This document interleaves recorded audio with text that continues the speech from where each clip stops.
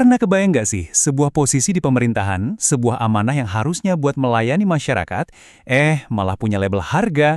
Nah, inilah dugaan skandal besar yang lagi mengguncang Purbalingga. Katanya sih, janji pengabdian itu bisa diperjualbelikan. Yuk, kita coba bedah bareng-bareng gimana ceritanya ini semua bisa terjadi. Di balik angka dan jabatan, selalu ada cerita manusia. Dan kutipan ini adalah suara mereka, para korban. Ini bukan cuma soal uang yang hilang loh. Ini tentang harapan yang dipupuk tinggi-tinggi, tapi akhirnya malah dihancurkan. Ini jeritan orang-orang yang percaya sama sistem, tapi merasa dikhianati habis-habisan. Terus siapa sih yang ada di pusat badai ini? Semua tuduhan mengerucut ke satu nama. Seorang oknum anggota DPRD Purbalingga, inisialnya M, dari fraksi Partai Amanat Nasional atau PAN. Namanya disebut-sebut bukan karena prestasi, tapi karena dugaan praktik kotor dalam rekrutmen pejabat publik. Oke, biar kita paham ceritanya dari awal, kita perlu lihat dulu akarnya. Semua ini berawal dari sebuah program pemerintah yang sebenarnya bagus banget dan tujuannya mulia. Tapi sayangnya, peluang inilah yang diduga disalahgunakan buat keuntungan pribadi. Nah, program yang jadi pintu masuk ini namanya Program Pendamping Desa. Program ini diluncurkan awal tahun 2025 dan tujuannya mulia banget. Menempatkan tenaga ahli, pendamping desa, sampai pendamping lokal desa buat mengawal dana desa dan pembangunan. Mereka ini ibaratnya garda terdepan, biar proyek di desa itu berjalan lancar. Awalnya semua kelihatan baik-baik aja loh, normal, sesuai prosedur. Bahkan bulan Juni 2025 ada sosialisasi terbuka yang diadain sama anggota DPR RI, Akip Ardiansyah, di Purbalingga. Jadi di permukaan semuanya kelihatan transparan, tapi di balik layar katanya ada cerita lain yang lagi disusun. Nah, di balik layar inilah ceritanya jadi beda banget. Disinilah dugaan permainan kotornya dimulai. Sebuah posisi pengabdian untuk masyarakat desa? Kok malah seolah-olah punya daftar harga kayak barang di toko? Pertanyaan ini mungkin kedengeran aneh ya, tapi dalam kasus ini jadi pertanyaan utamanya. Kalau tuduhan ini benar, emangnya berapa sih mahar yang harus dibayar seseorang cuma buat dapat kesempatan mengabdi? Dan inilah dia daftar harga yang katanya beredar. Buat jadi pendamping desa tarifnya antara 8 sampai 10 juta rupiah.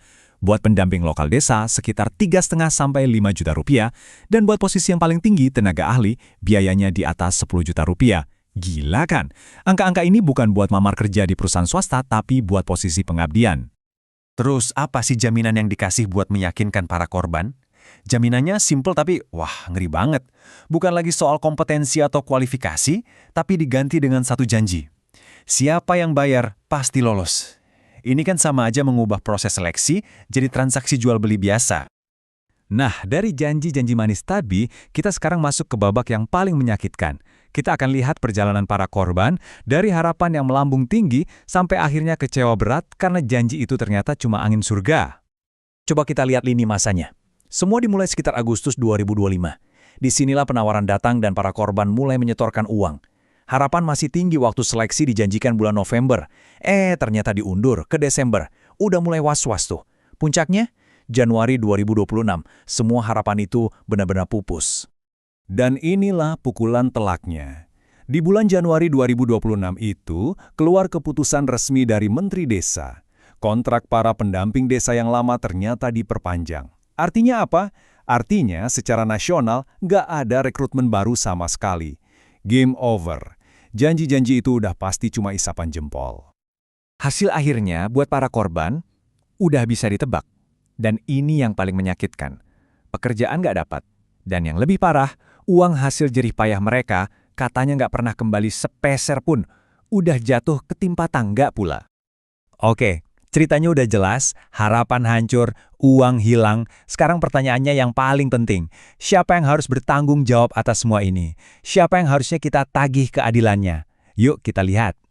Dampak kasus ini jauh lebih besar dari sekedar kerugian materi loh. Ini soal runtuhnya kepercayaan publik. Kalau seorang wakil rakyat yang kita pilih diduga melakukan hal kayak gini, yang hancur itu bukan cuma nama dia, tapi juga integritas institusi DPRD dan partai politik yang menaunginya. Pertanyaan pertama, kita tujukan ke rumahnya sendiri.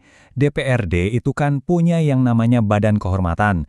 Tugasnya ia menjaga etika dan kehormatan dewan.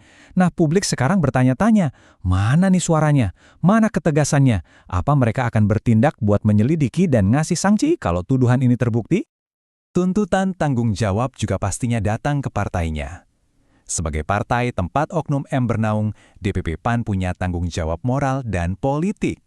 Pertanyaannya simpel, apakah mereka akan berani ambil tindakan tegas buat membuktikan bahwa praktek semacam ini nggak punya tempat di partai mereka? Kasus ini tuh kayak cermin besar buat kita semua. Ini bukan cuma soal Purbalingga, tapi soal gimana kita menjaga jabatan publik itu biar nggak jadi barang dagangan. Yuk kita hashtag kawal Purbalingga sampai tuntas, kita dorong gerakan hashtag stop pungli demi hashtag integritas pejabat. Pertanyaan terakhir yang harus kita renungkan. Kalau ini bisa terjadi di Purbalingga, di mana lagi hal serupa mungkin sedang terjadi tanpa kita tahu?